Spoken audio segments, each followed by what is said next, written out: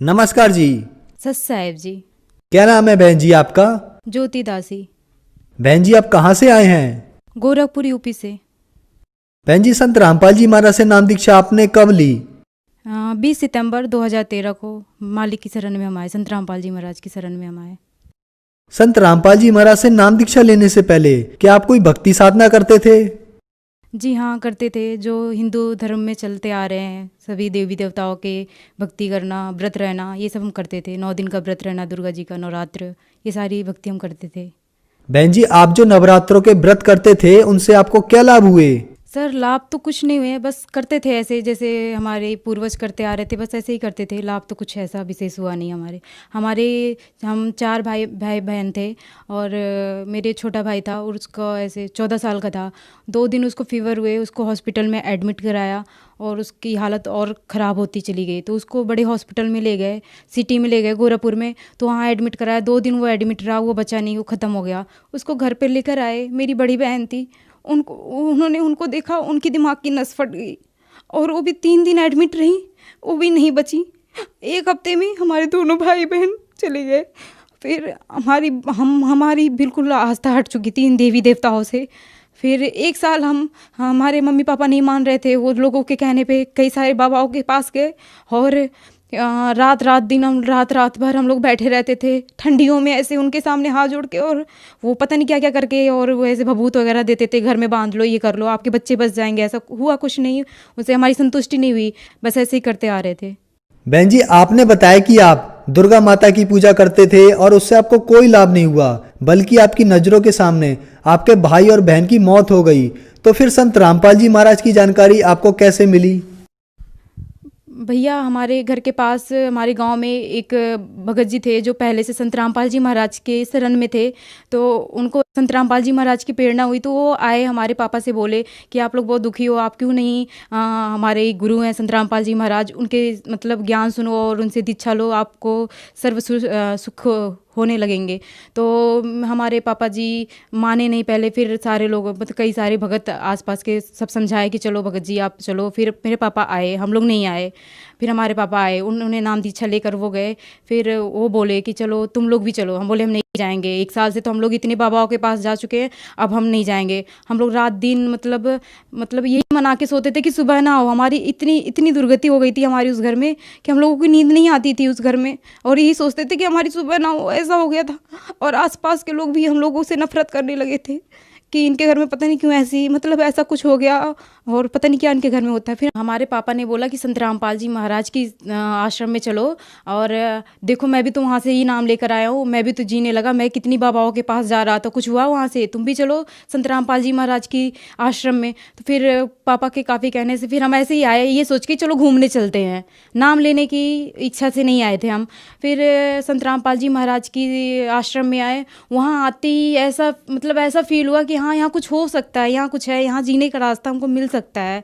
फिर 1-2 दिन हम लोग एक दिन ऐसे ही बिता दिए, नाम नहीं लिए, मतलब ऐसे ही हो रहा था कि पहले देखते हैं क्या है आश्रम में। फिर 1-2 दिन ऐसे लोगों से मिले, फिर भक्तों से बातें हुई, वहाँ के जो नाम संत रामपाल जी महाराज जी से जो जिन्होंने नाम लिया तो उनसे बातें हुई। फिर हाँ लगा कि हाँ यहाँ कुछ हो सकता है, ये भगवान है, यहाँ है, धरती पे भगवान है। फिर हम लोग दूसरे दिन वहाँ पे नाम दीक्षा ली। परमात्मा संत रामपाल जी महाराज की इतनी रजा हुई कि अब हम लोग जीना सीख गए हैं और हम लोग अच्छे से भक्ति कर रहे हैं। आपने बताया कि पहले आप बहुत सारे बाबाओं के चक्कर में पड़ चुके थे और आपका जीना भी मुश्किल हो गया था। आप ये भी चाहते थे कि आपकी सुबह ना हो और आपकी मौत हो जाए। तो क्या संत रामपाल जी की शरण में आने के बाद आपको कोई लाभ प्राप्त हुए? भैया पहला तो लाभ यही है कि संत रामपाल जी महाराज की शरण में आने से हम लोगों को ज़िंदगी मिल गई। मतलब 4 हम लोग बचे हैं, 2 भाई, एक भाई है मेरा बड़ा और मैं मम्मी पापा, 4 लोगों की ज़िंदगी बच गई जो कि हम लोग जीना नहीं चाह रहे थे। सबसे बड़ा लाभ तो ये है।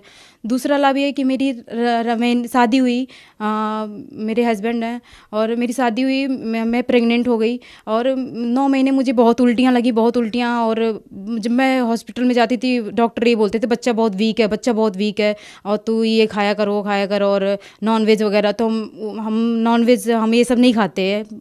फिर जब मेरा डेट आ गया, मैं 9 महीने मतलब मेरा डेट था, मैं उस दिन भी चेकअप कराने के ऊपर बच्चा बहुत वीक है और पता नहीं क्या होगा। तो मैं संत रामपाल जी महाराज की प्रार्थना लगाई, मैं भगवान आप दया करो मतलब बच्चा बहुत वीक है, पर संत रामपाल जी महाराज बोले तुम भक्ति करो, भगवान दया करेंगे।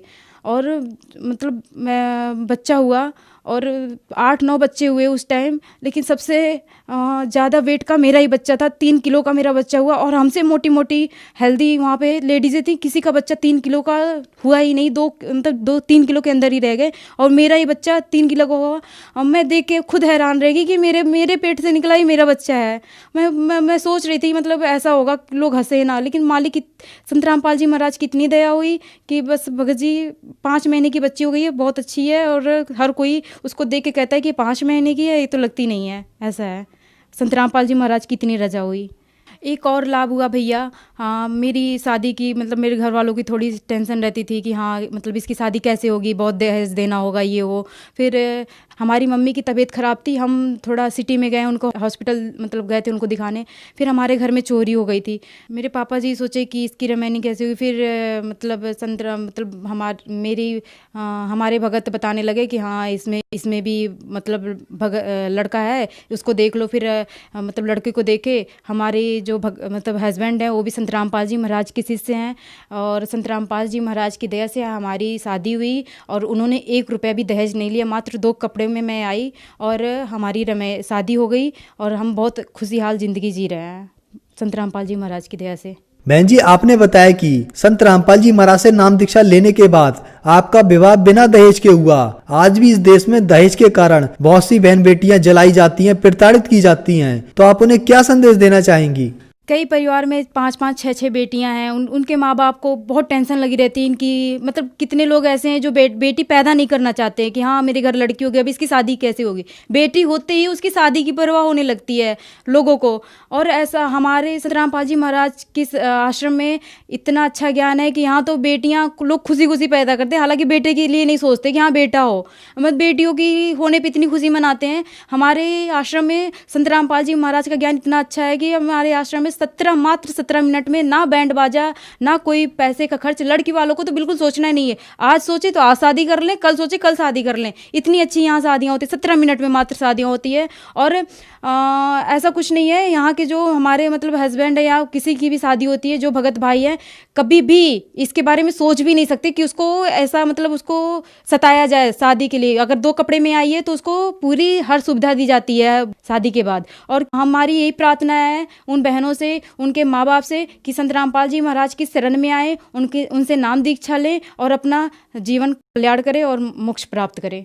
आपने बताया कि संत रामपाल जी महाराज से नाम दीक्षा 2013 में ली, और सन 2014 में बरवाला की घटना हुई, जिसमें मीडिया में ये दिखाया गया कि लेडीज बाथरूम में कैमरे लगे हुए थे, और आप 2013 से संत रामपाल जी के आश्रम में जाते थे। तो इन सब बातों के पीछे क्या सच्चाई है? भैया ये सब बहुत झूठ है, मीडिया बिल्कुल झूठी खबर दिखा रही है। हम तो वहाँ जाते थे, हमको पता है वहाँ क्या होता था। ऐसा कुछ नहीं है, लेडीज टॉयलेट के अंदर कैमरा नहीं लगा था, बाहर लगा था। वहाँ हम जैसे मतलब लोग जाते हैं, जरूरी नहीं हर कोई नाम ही ले रहा हो, जगत की लोग जाते हैं, और वहाँ बस चोरी और ये सब की वजह से ऐसे ही कैमरा लगा था, निगरानी। अंदर नहीं लगा था कैमरा। हम क्या पागल है, वहाँ पढ़े लिखे जा रहे हैं और वहाँ कैमरे लगेंगे? हमको दिखाई नहीं दे रहा था वहाँ कैमरे लगे हैं। हम लोग बेवकूफ़ है, बाथरूम के अंदर कैमरे लगे रहेंगे? ऐसा कुछ नहीं है वहाँ पे कि यहाँ कैमरे लगे थे।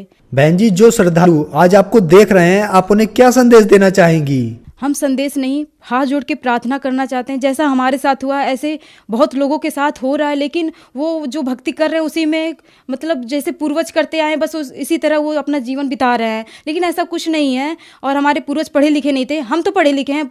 भगवान ने आज हम लोग को पढ़ाया लिखाया, ये तो पहले नहीं था पढ़ाई लिखाई। आज क्यों आया है पढ़ाई लिखाई? हम लोग को नॉलेज क्यों दी जा रही है कि ये मानुष जन्म दुर्लभ है, जो मिले ना बारंबार। तरवर से पत्ता टूट गिरे वो बहुर ना लगता डार। हमको मनुष्य जन्म, ये तो जो हम लोग परिवार पाल रहे हैं, ये तो पशु पक्षी भी ये परिवार पाल रहे हैं, लेकिन हमको मनुष्य जन्म मिला है भक्ति करने के लिए। हमको मनुष्य जन्म मिला था, जो कि हम लोग वो कर नहीं रहे हैं। और हम प्रार्थना करना चाहते हैं अपने रिश्तेदार से, आस पास के पड़ोसियों से, कि संत रामपाल जी महाराज के शरण में आए, उनका ज्ञान समझे और भक्ति करें और मोक्ष प्राप्त करें। संत रामपाल जी महाराज की शरण में कैसे आ सकते हैं?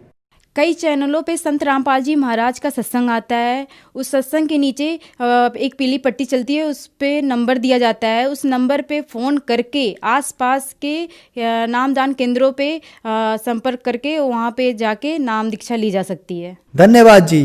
सत साहेब जी।